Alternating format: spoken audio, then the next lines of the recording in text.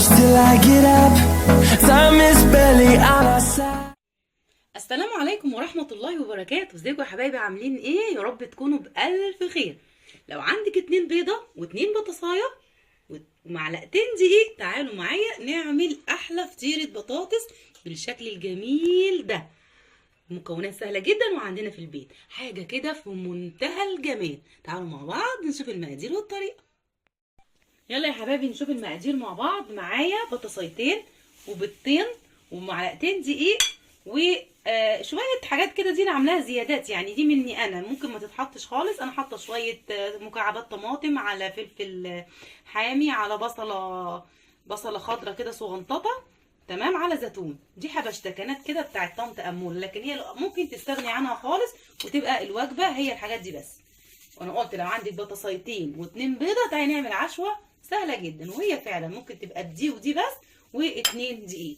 ومعايا التوابل بتاعتي، الملح وفلفل اسود وبهارات وكركم وكمون. طبعا البطاطس بتحب الكمون. هعمل ايه؟ انا جبت البطاطس بتاعتي اكبر بطاطسايتين عندي كده كبار حلوين، وبشرتهم بالمبشره. طبعا البشر سهل، باخدهم بالطريقه دي واعصر كده عشان لو فيهم اي ميه تنزل. بحطهم في الطبق.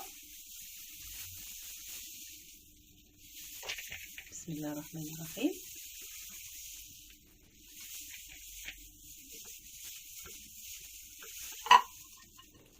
تمام، هي ما فيهاش ميه كتير الحمد لله، انا لسه اصلا عاملاها فما نزلتش ميه ولا حاجه.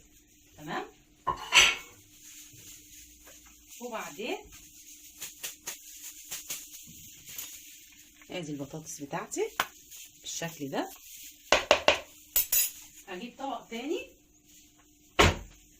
احط فيه بقيه المكونات بتاعتي. عندي 2 بيضه زي ما انا قلتلك، واضيف عليهم التوابل بتاعتي. عايزه تضيفي شطه حطي، تمام، بس انا مش هحط عشان انا مقطعه فلفل حامي زي ما قلتلك. هعمل كده شويه زيت، معلقتين زيت برضو كده، يعني عايزه كل المكونات تبقى 2 معلقتين زيت، 2 بيضه، بطاطسايتين، وتقومي داخله تعملي عشوه حلوه لاولادي. طبعا انا بخلط ده الاول كده في بعضه عشان يمتزج مع بعض قبل ما اضيفه للبطاطس. بسم الله الرحمن الرحيم. وهنزل بيهم بالشكل ده. تمام.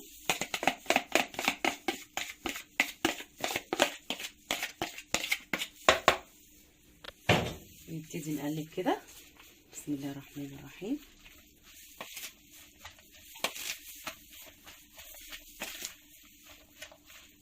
انزل دلوقتي الدقيق بتاعي. بسم الله الرحمن الرحيم. وبرده هنزل بالاضافه بتاعتي اللي انا عاملاها، اللي هي الزيتون على مكعبات طماطم صغيره، وبصلايه خضراء صغنطوطه، وقرنين فلفل حامين كده، يعني حاجه كده تحبش الفطيره بتاعتي. عايزاكي دايما انت تطعمي اكلك بالطريقه اللي تحبيها، يعني حتى لو الوجبه ما فيهاش كده قولي انا هحط كده. عندي جبنه موتزاريلا وعايزه احطها حطي، عندي شويه لحمه مفرومه عايزه احطهم في النص حطي. دي اضافات منك انت. يعني كنت عايزه احط جبنه رومي والله وجبنه شيدر او جبنه موتزاريلا، قلت لا عشان انا هكتب او انتوا كتبتوا، طنط وانت كاتبه في العنوان بيضتين وبطاطسايتين بس. هي الطريقه كده، انت بقى زودي براحتك. عندك قطعتين بانيه محمرين مش عارفه تعملي بيهم ايه، قطعيهم في الحشوه في النص، ضيفي انت كده ودلعي اكلتك بقى. خلاص قلبنا كله كده. هجيب صينيه بتاعتي يكون بس ما بتلزقش، احط فيها شويه زيت. بسم الله الرحمن الرحيم. بالشكل ده. وهنزل بالخليط بتاعي. بسم الله الرحمن الرحيم. شايفين الشكل؟ شايفين سهله ازاي؟ اتعملت في ثواني. صدقوني هتاكلوا شويه بطاطس زي العسل. انتوا عارفين بقى اكل طنط امول؟ شايفين بقى الالوان والجمال بقى، تعدد الالوان. بحب الاكل اللي فيه الوان قوي، عشان كده ضفت الاضافات دي. بحب الاكل اللي ليه شكل ولون وطعم. اوكي. انا دلوقتي هحطها في الفرن. هي ممكن تتعمل كده على فكره وتقلبيها في الطاسه على النار، بس انا بفضل احطها في الفرن. واول ما تحمر على درجه حراره عاليه في الرف الوسطاني، اول ما تحمر حاجه اوريكي النتيجه.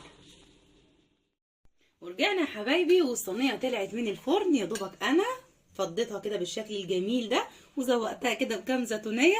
انا بحب الشكل جدا في الاكل يا بنات، بيدي كده احساس انك جعانه. بصوا كمان بقى تتقطع بقى كده بالشكل الجميل ده. شوفوا بتطلع دخان ازاي.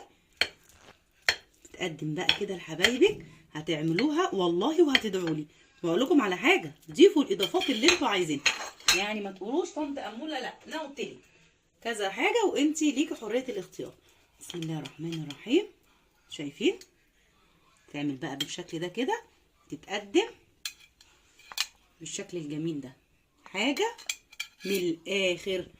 اعملوها بقى وادعوا لطنط اموله. ولو الطريقه عجبتكم ما تنسونيش بقى في اللايك والشير والسبسكرايب، تفعلوا الجرس عشان يوصلكم من طنط اموله كل جديد. والسلام عليكم ورحمه الله وبركاته.